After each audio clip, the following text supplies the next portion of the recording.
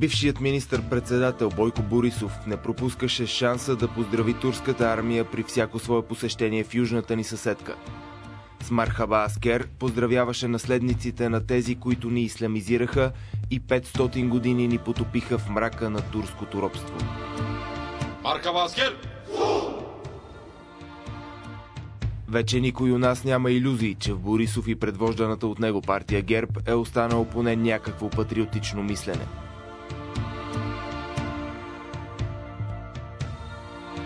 Какво се случва обаче при партията, стояща най-близко до сърцето на Борисов? Националният фронт за спасение на Бойко – НФСБ.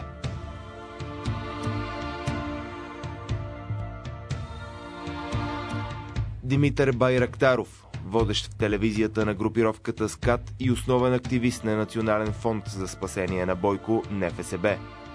На последните избори водач на листите на НФСБ в Пловдивски и Старозагорски избирателни райони. На тази снимка виждате Байрактаров в семейна обстановка в компанията на съпругата си Радостина Байрактарова.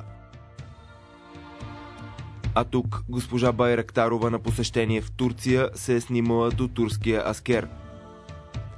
Мил спомен от пътуването си за топлите семейни вечери, когато се разглеждат снимки от не толкова старите албуми.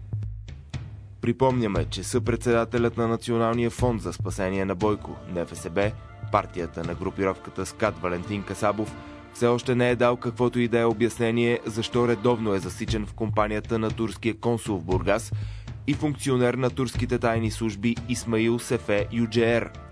Безочието му стига до там, че вечеря в луксозни ресторанти с споменатия ислямист.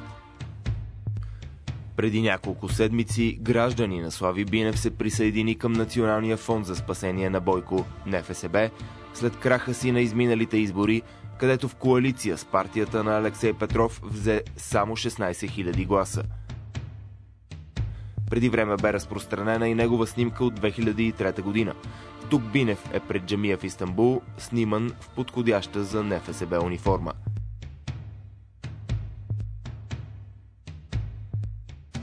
От самото си създаване партия Атака остро се противопоставя на ислямизацията на родината ни и засилващото се турско влияние у нас. С дела.